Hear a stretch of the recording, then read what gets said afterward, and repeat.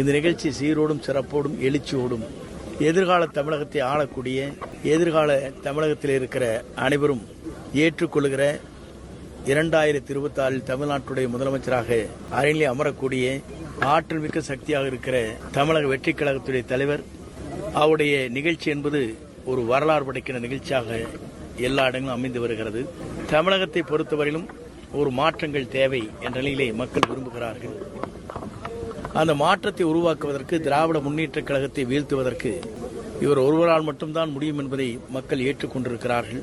ஆகவே அப்படிப்பட்ட தலைவர் மக்களை காண வருகிறார்கள்.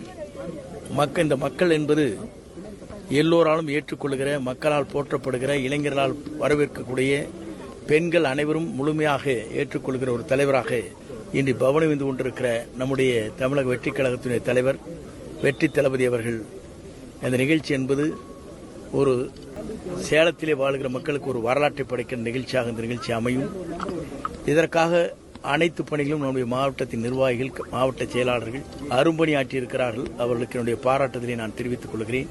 குறிப்பாக அவருக்கு போதுமான அளவிற்கு காவல்துறை என்னென்ன நடவடிக்கை மேற்கொள்ள வேண்டுமோ என்று குறிப்பிடப்பட்ட அனைத்தும் நிறைவேற்றப்பட்டிருக்கிறது.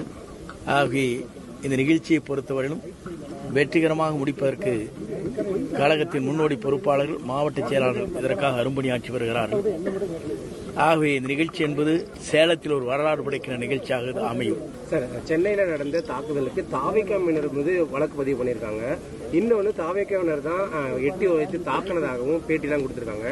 இதை எப்படி பார்க்குறீங்க? ஆனால் தாக்குதலுக்கு உள்ளானவர் தாவேக்காவினர்னு சொல்கிறாங்க. ஆனால் அவங்க மீது வழக்கு பதிவு பண்ணியிருக்காங்க. இன்னொன்று அவங்க தான் தாக்கினதா சொல்கிறாங்க. அன்றைக்கு நடைபெற்ற நிகழ்ச்சியை பொறுத்தவரையிலும் பொதுமக்களுக்கு நன்றாக தெரியும். யார் யாரை தாக்கினார் என்பதும், யார் மருத்துவமனையிலே சிகிச்சை பெறுகிறார் என்பதும் நன்றாக தெரியும். இது பத்திரிகைக்கோ தொலைபேசிக்கோ தெரியாதொன்றல்ல. நீங்களும் தெரிந்து கொண்டுதான் இருக்கிறீர்கள்.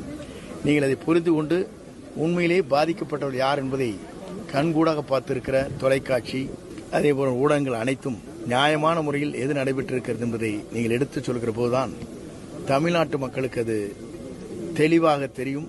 ஒரு திராவிட முன்னேற்றக் கழக என்பது ஒரு அராஜகத்தை செய்து கொண்டிருக்கிறார் என்பதும் நாட்டு மக்கள் புரிந்து கொள்வதற்கு அது வாய்ப்பாக அமையும்.